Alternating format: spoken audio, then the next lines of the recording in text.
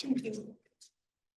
So thanks everyone for coming, and my talk is kind of a departure from the other talks we have been listening. This talk does not solve any useful economic problem, but rather just thinks about the general social problem of cooperation, especially with generative agents. Now, I also should caveat this is a very, very early stage work, so I'm happy to kind of talk to you all about this problem of cooperation that we're thinking about.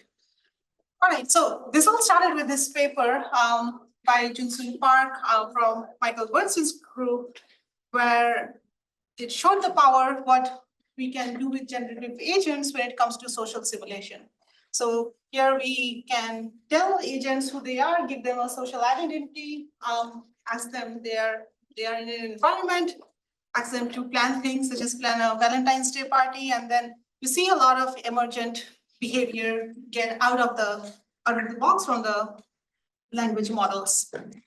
And soon enough, generative agents gets the status of the buzzword. We have applications from simulating social and political behavior all the way to self-driving cars. It's lots of different applications that people are thinking about.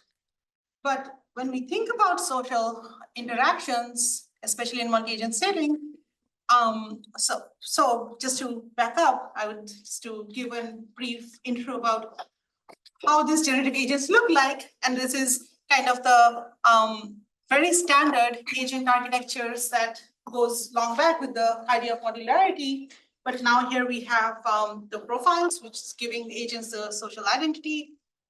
Designers can choose the memory structure, what agents remember, what to tell the agent based on the observation history. Then they can be prompted to generate long-term plans, break it down to short-term actions with different chain of thought and other prompting techniques. So this is how, then there are surveys on this already. So it's how a general, how we would organize a generative agent architecture. Now, so like I was saying, for any social simulation, the problem that we have to think about when we are simulating humans or agents is the question of cooperation. So broadly what we are thinking is that how do we design generative agent architectures that have the capacity for cooperation? But cooperation is a very old problem studied for many decades, and different literature would have different approaches to thinking about cooperation. So at least in some of them within this realm, we have the game theoretic view that many are familiar with, but we also have the cultural evolution view, which talks about the structures that human societies create to solve the cooperation problem. And we also have a multi-agent reinforcement learning view that has taken up steam in the past 5 years. And now we get the generative agents view that we are thinking about now. So I'm going to go through each of these different views, show how they interrelate, and draw ideas and say that, okay, when we are thinking about generative agents, how can we connect to all of these literature? Because you'll see some common threads among all of these. So the first one is the game theoretic view. And here we succinctly represent the cooperation problem as a prisoner's dilemma example, where there's an incentive for one party to be non-cooperative or defect when the other party is being cooperative. And in a one-shot setting, there is nothing we can do. Defect is the Nash equilibria, and that is what the story is. Now, how we get to a cooperative solution? Well, we can get the agents play the game repeated number of times. Folk theorem comes to the rescue, which is that any payoff that is enforceable using a trigger strategy above the min-max payoffs for each agent, as well as feasible based on the payoff structure of the game, can be achieved in the infinitely repeated play of the game through trigger strategies. This is the standard folk theorem from many years back. But the cultural evolution view is kind of a counter view to this, and especially says that, well, the folk theorem, which is a story about reciprocity, they do not explain the evolution of human cooperation in large groups. So there's a lot of complexity. No one really cooperates with everyone else, keeping a track of how many times someone cooperated or defected. So that does not really explain. Rather, we look at anthropological evidence and we see that societies manage that complexity through various coordination instruments, such as social norms and formal and informal institutions. Now I want to dig a little bit deeper into this view because, as we will see, this becomes relevant in the reinforcement learning world later on. So the cultural evolution view is essentially this emergence of normative infrastructures, which is this formal and informal institutions that solves that cooperation problem, and how that interacts with the norm psychology, which is the individual utilities about what people care about, and in the long-term process of gene-culture coevolution. So if we look at the sequence of time, first species solve the coordination problem, then the cooperation problem, and eventually to a group beneficial outcome. So if we think about the coordination problem, the way to organize this is through, and this is from a review paper on this literature. So we can think about things that happen within a group. So that is within group socioecology, and how that affects the psychological adaptation. So for example, different changes in the environment would influence how people interact with each other, and then they would slowly have these psychological adaptations about learning. So high fidelity imitations, we get theory of mind, all of that, capacities that help solve a coordination problem, which then gives to these situations such as capacities rather of tools, shelters, gestures, all of these capacities for coordinating in a multi-agent environment. Once we solve, or when species solve the problem of coordination, then the problem of cooperation can be solved. So for example, we get the norm psychology aspect about understanding the norms of a society, being able to represent and adopt norms. And from there on, there are impacts, again, on the social structures, such as things such as how do we manage sanctioning or punishment. So people believing morally about certain things being wrong or right, and telling others about communicating what is right and wrong. We get costly commitment mechanisms such as religion. And all of that then again influences the psychological adaptations such as shame, guilt, and pride, which is in a sense changing the utility functions where how each agent behaves. So this is the change over time in the agent behavior. And the last part is also on getting to a group beneficial outcome, and that's through cultural group selection.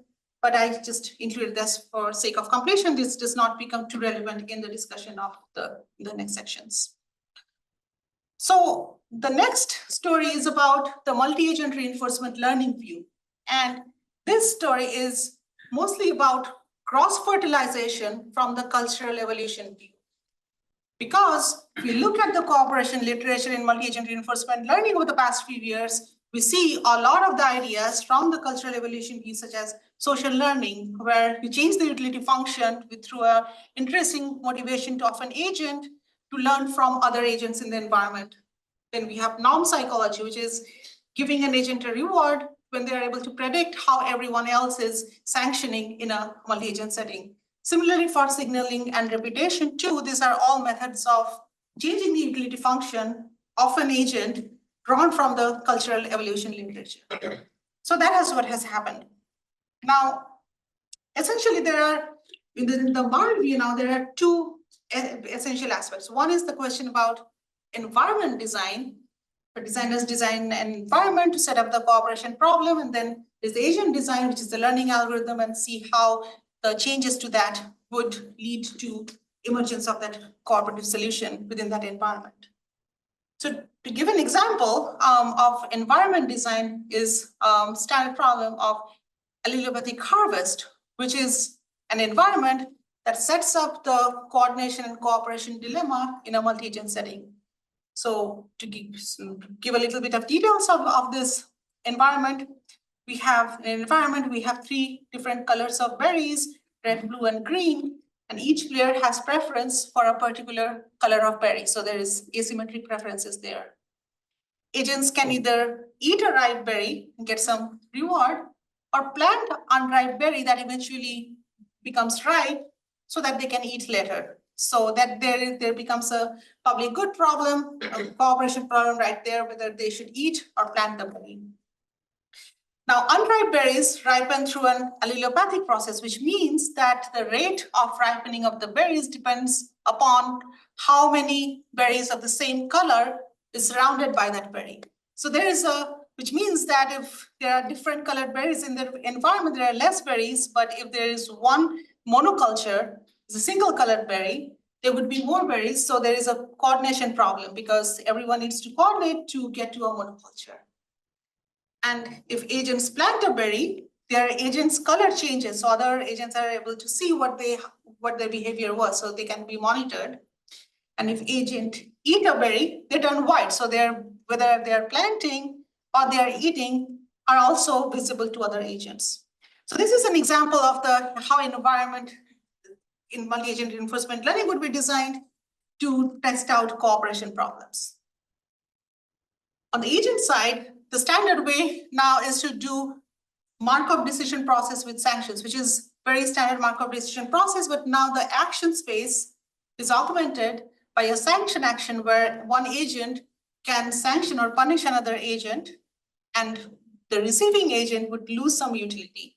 So this is the idea from cultural evolution again, where there is a norm in place, and if someone violates the norm, an agent sanctions the another agent. And the agent needs to learn not only the optimal actions, but also the optimal sanctioning process. So essentially what this means is that learning a coordinated sanctioning policy is equivalent to establishing a norm in a population. So they need to solve this cooperation problem by establishing a norm.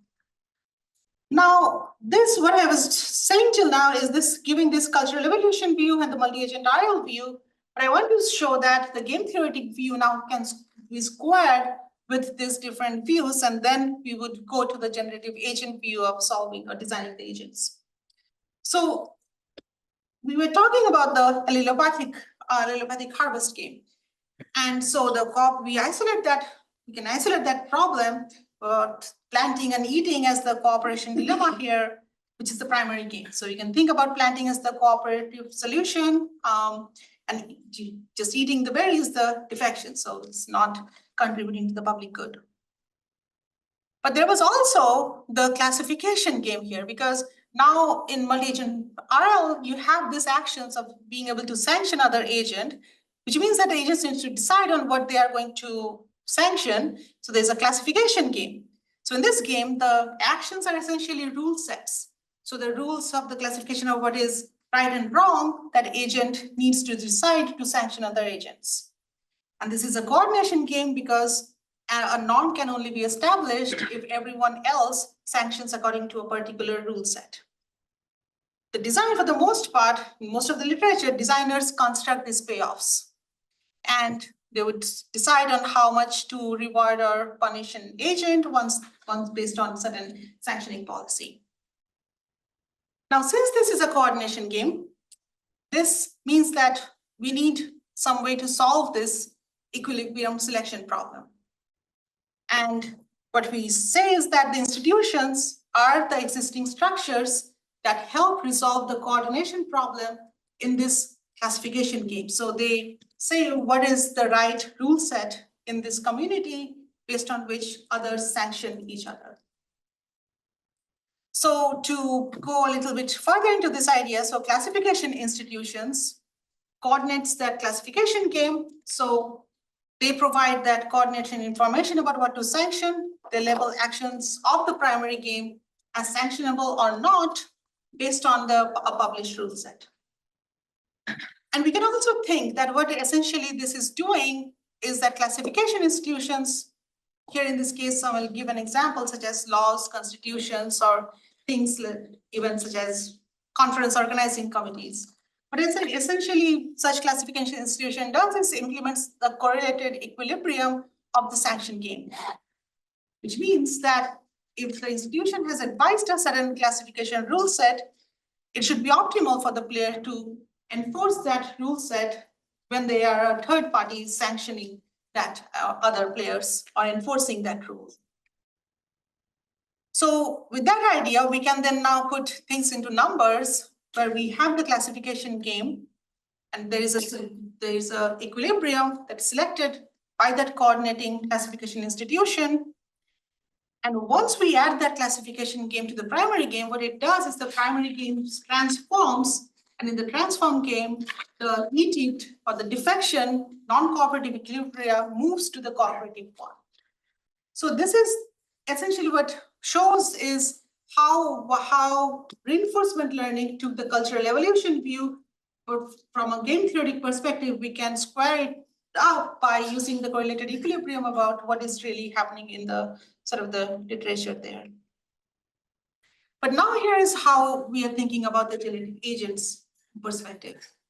So there are several classification institutions in open world environment, and generative agents do operate in an open world environment. So we can think about all the way from informal to formal, such as social norm, elders, police, legislature, constitution. These are all different classification institutions which can publish their own rule set of behavior.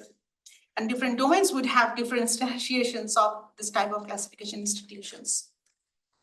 Now, what we say is there is an authoritative classification institution, and a classification institution is authoritative if and only if everyone in the community implements that institution's rule set. So members cannot gain by debating to their own different classifications. So this is essentially saying that if a classification institution implements a correlated equilibrium, they are an authoritative institution.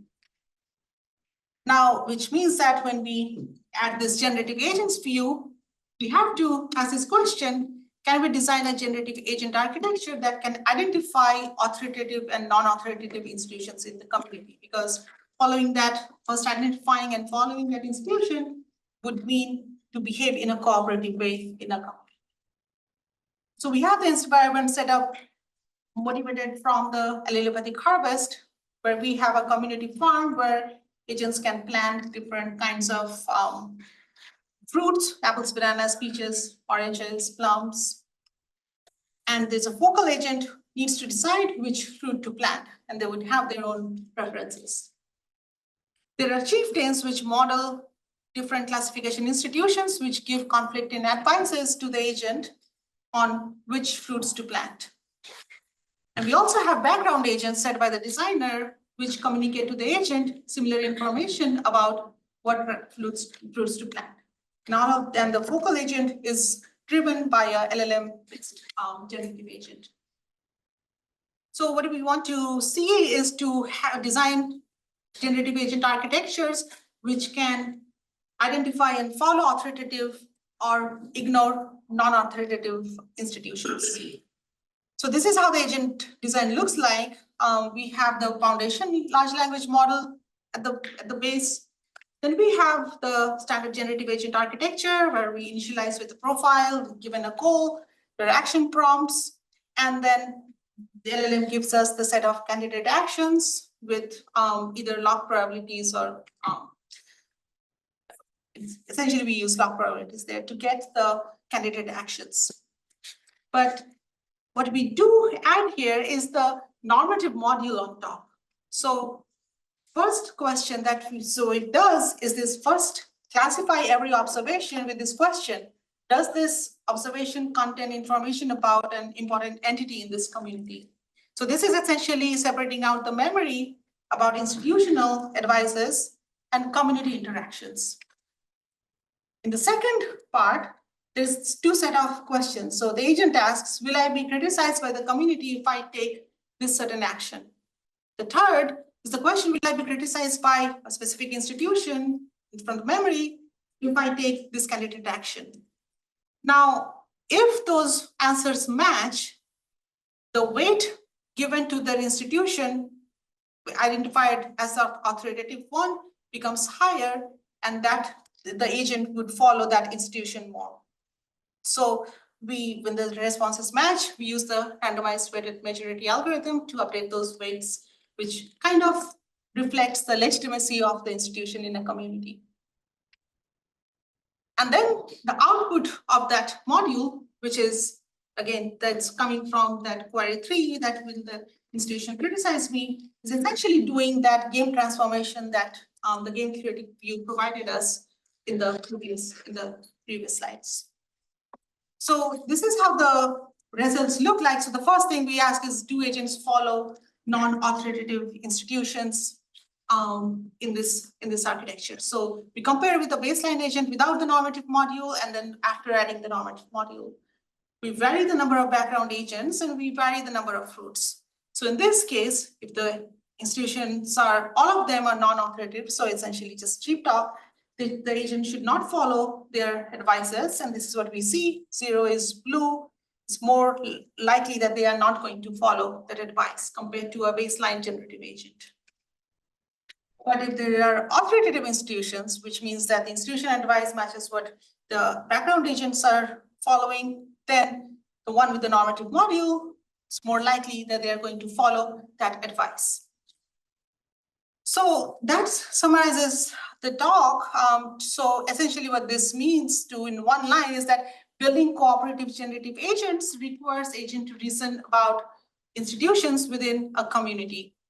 There are many open questions that we are thinking about. The technical ones is how to make the reasoning more explicit through a game theoretic view or the rational choice viewpoint. Some of the presentations I heard today give some idea about how to do that. There's also the epistemic view, and I think this the idea with experiments with generative agents is very, it's not very well developed. So still have to think about ideas about generalizability, falsifiability, reproducibility, all of this which are true for any kind of research effort. So we are taking some efforts on that to move our environment to the new environment called Concordia that DeepMind put out so that we are not changing the environment and doing the experiments, but only on the agent side. So that's the direction we are going in. So that concludes my talk, and thanks for listening.